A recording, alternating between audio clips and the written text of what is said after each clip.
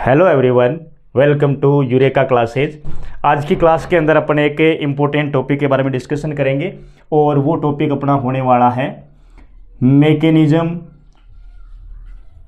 Of hormonal action. और आपको बता दूं, ये टॉपिक कोई नया टॉपिक नहीं है। पीछे की क्लास में अपना एंडोक्राइन सिस्टम पढ़ रहे थे, अपन हार्मोन्स के बारे में पढ़ रहे थे। एक चैप्टर चलता है अपना केमिकल कोऑर्डिनेशन एंड इंटीग्रेशन, उसके अंदर अपने एंडोक्राइन ग्लैंड्स के बारे में और उनसे रिलीज होने वाले हार्मोन्स के बारे में पढ़ते हैं। सबसे लास्ट में एक इंपॉर्टेंट टॉपिक रहता है मैकेनिज्म ऑफ हार्मोनल एक्शन। पहले कि अपन नॉर्मली इंट्रोडक्शन में ये देखते हैं कि जो हार्मोन्स होते हैं कौन से होते हैं, उनके फंक्शन क्या क्या होते हैं, और सबसे लास्ट में अपन ये सीखते हैं कि ये जो हार्मोन्स होते हैं ये एक टारगेट सेल के ऊपर कैसे अपना एक्ट करते हैं, किस हिसाब से ये फंक्शन करते हैं। अब इसकी हार्मोन्स की मैकेनिज्म को समझने के लिए सबसे पहले अपने को हार्मोन्स की दो कैटेगरी बनानी पड़ेगी, और वो दो कैटेगरी कौन सी होने वाली है। एक तो होने वाली है lipid soluble hormone, lipid soluble hormone, और सेकंड वाली होने वाली है अपनी लिपिड इनसोल्यूबल हार्मोन। और लिपिड इनसोल्यूबल को हम कह सकते हैं कि ये वाटर में सोल्यूबल होंगे। तो दो कैटेगरी बन गई अपने पास में, एक तो वो वाली जो कि लिपिड के अंदर सोल्यूबल होंगे और एक वो वाली जो कि वाटर के अंदर सोल्यूबल होंगे। तो सबसे पहले अपन डिस्कशन करते हैं कि लिपिड सोल्यूबल हार्मोन्स कौन कौन से होते हैं। तो इसमें आते हैं आयोडोथायरोनिन, जो हार्मोन आयोडीन से मिलकर बने होते हैं, जैसे कि हमने डिस्कशन किया था T3 और T4 का, थायराइड ग्लैंड के अंदर थायरोक्सिन हार्मोन। ये जो हार्मोन है, ये हार्मोन कैसा है, लिपिड के अंदर सोल्यूबल हार्मोन्स होता है। उसके बाद में जो लिपिड सोल्यूबल होते हैं वो होते हैं अपने स्टेरॉइड।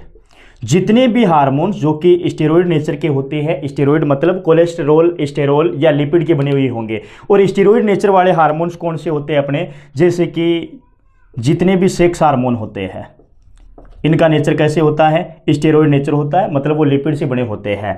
सेक्स हार्मोन के अलावा और जितने भी कोर्टिकोइड्स हार्मोन्स होते हैं, जैसे कि अपन यही लिख देते हैं कोर्टिकोइड्स, कोर्टिकोइड्स। और कोर्टिकोइड्स के अंदर कौन कौन आ जाएंगे, मिनरलोकोर्टिकोइड्स और ग्लूकोकोर्टिकोइड्स। अब अपन स्टेरॉइड हार्मोन के अंदर सेक्स हार्मोन नाम लिखते हैं, तो इसके एग्जाम्पल अपन लिखना चाहें तो कौन से लिख सकते हैं, जैसे कि अपना मेल रिप्रोडक्टिव हार्मोन है एंड्रोजन, जो कि लिपिड सोल्यूबल हार्मोन होगा। फीमेल रिप्रोडक्टिव हार्मोन है एस्ट्रोजन, एस्ट्राडियोल, प्रोजेस्टेरोन। ये कैसे हार्मोन होते हैं, लिपिड सोल्यूबल हार्मोन होते हैं। कोर्टिकोइड्स के अंदर ग्लूकोकोर्टिकोइड्स और मिनरलोकोर्टिकोइड्स के अंदर कौन कौन से हार्मोन्स मिलते हैं अपने को, एक तो कोर्टिसोल मिलता है और एक एल्डोस्टेरोन मिलता है। तो cortisol, aldosterone, androgen, oestrogen, oestradiol, progesterone, thyroxine, जिसमें T3 और T4 हार्मोन आते हैं, ये सारे के सारे कैसे नेचर के होते हैं, लिपिड सोल्यूबल वाले होते हैं, मतलब ये वाटर के अंदर इनसोल्यूबल होते हैं।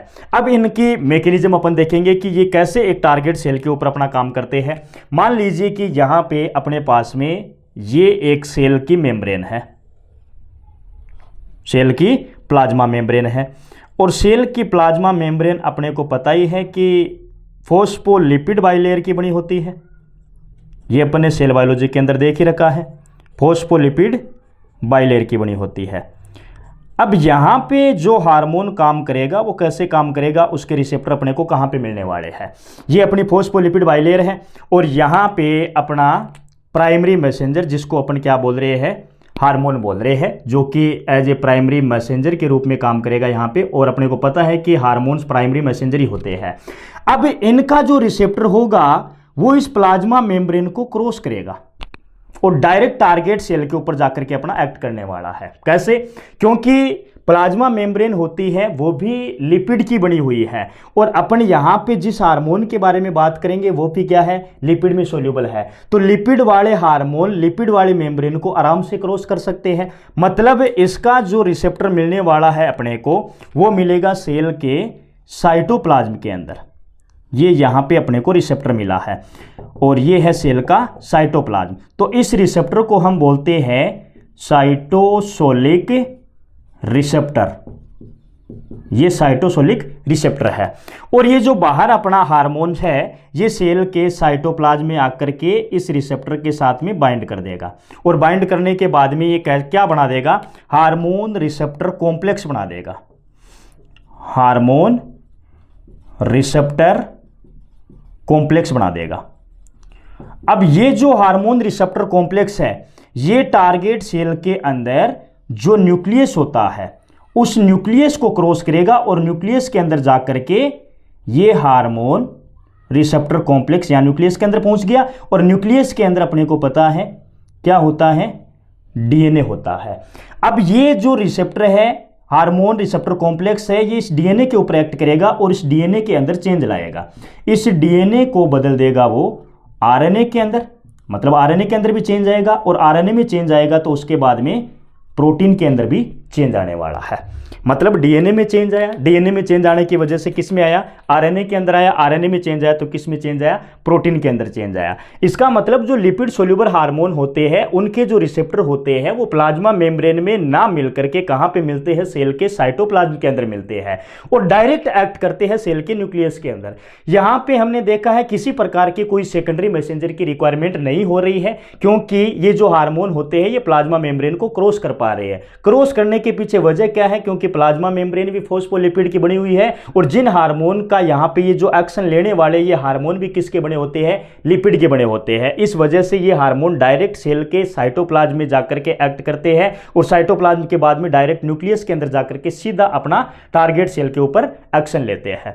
उसके बाद में अपन बात करते हैं लिपिड इनसोल्यूबल हार्मोन की।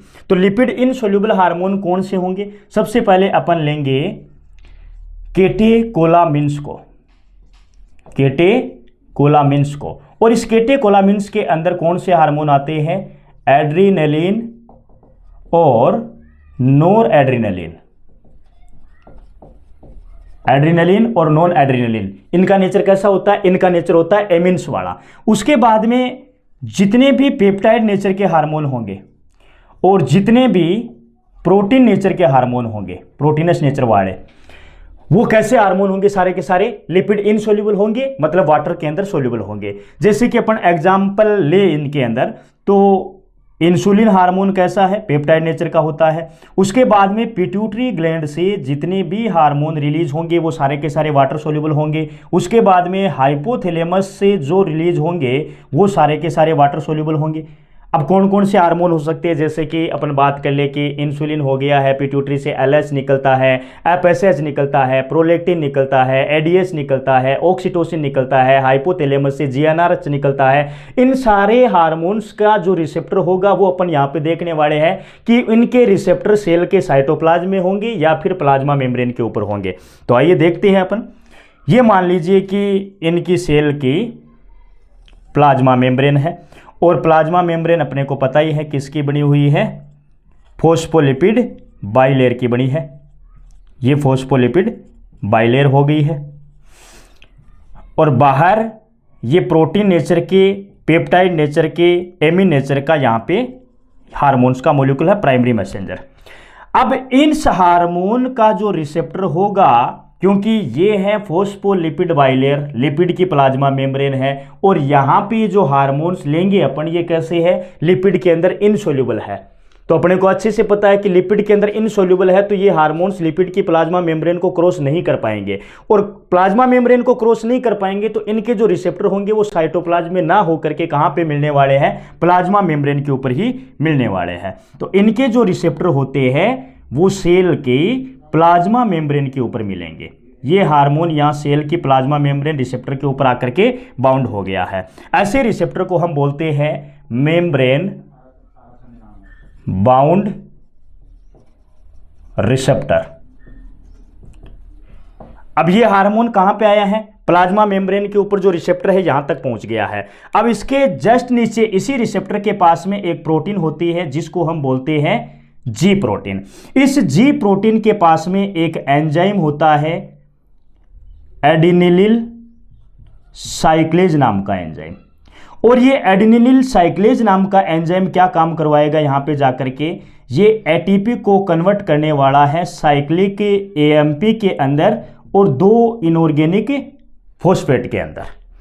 एटीपी मतलब एडिनोसिन ट्राइफॉस्फेट को ये कन्वर्ट करने वाला है साइक्लिन एडिनोसिन मोनोफॉस्फेट के अंदर और 2 इनऑर्गेनिक फॉस्फेट के अंदर। यहाँ पे जो साइक्लिक एएमपी अपने को दिख रहा है, ये यहाँ पे एक्ट करता है सेकेंडरी मैसेंजर की तरह।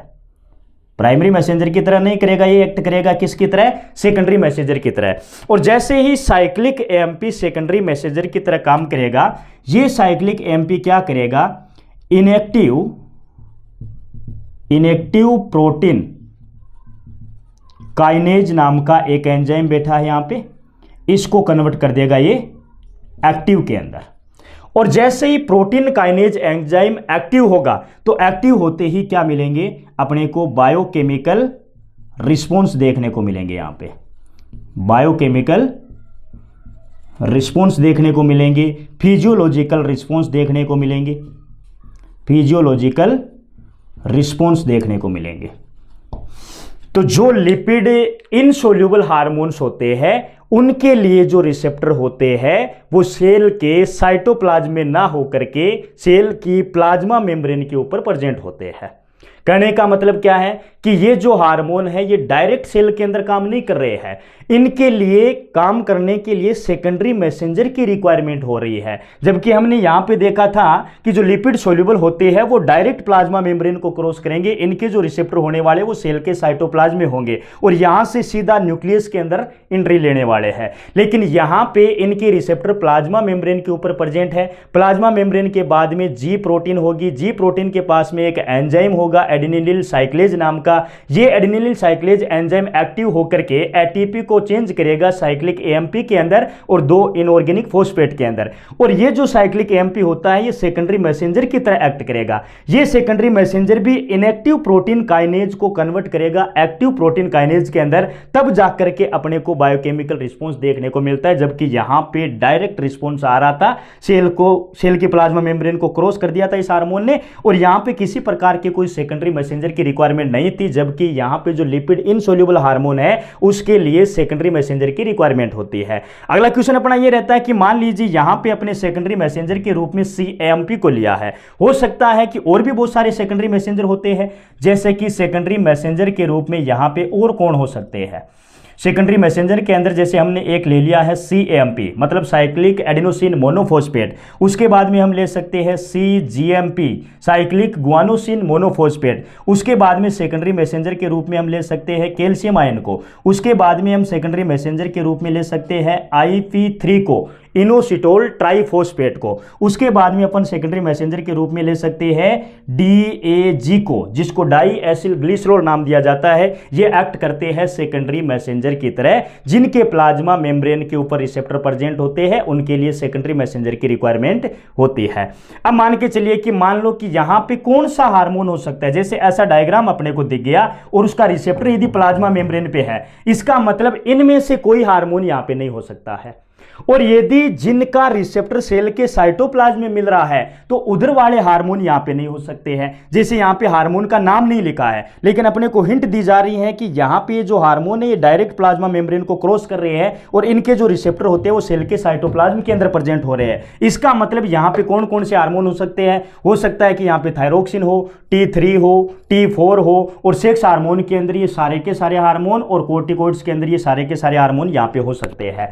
दूसरा, यदि प्लाज्मा मेम्ब्रेन के ऊपर यदि रिसेप्टर है, यहां पे रिसेप्टर अपने को दिख रहा है सेल के साइटोप्लाज्म में ना होकर के सेल की प्लाज्मा मेम्ब्रेन के ऊपर यदि अपने को रिसेप्टर दिख रहा है, इसका मतलब यहां पे वो वाले हार्मोन होने वाले हैं जो कि पेप्टाइड नेचर के होंगे या फिर प्रोटीन नेचर के होंगे, जिनको हम वाटर सोल्यूबल हार्मोन या लिपिड इनसोल्यूबल हार्मोन के नाम से जानते हैं। जैसे कि यहां पे मान लो कि कौन सा हो सकता है, LH हार्मोन हो सकता है, यहां पे और कौन हो सकता है, FSH हो सकता है, यहां पे और कौन सा है, इंसुलिन हार्मोन हो सकता है। जितने भी पिट्यूटरी ग्लैंड से, जितने भी हाइपोथैलेमस से हार्मोन रिलीज होने वाले हैं वो सारे के सारे यहाँ पे हो सकते हैं। तो अपन ने दोनों मैकेनिज्म देख लिया है कि लिपिड सोल्यूबल होता है उनके रिसेप्टर कहाँ पे मिलेंगे और लिपिड इनसोल्यूबल होते हैं उनके रिसेप्टर कहाँ पे मिलने वाले हैं।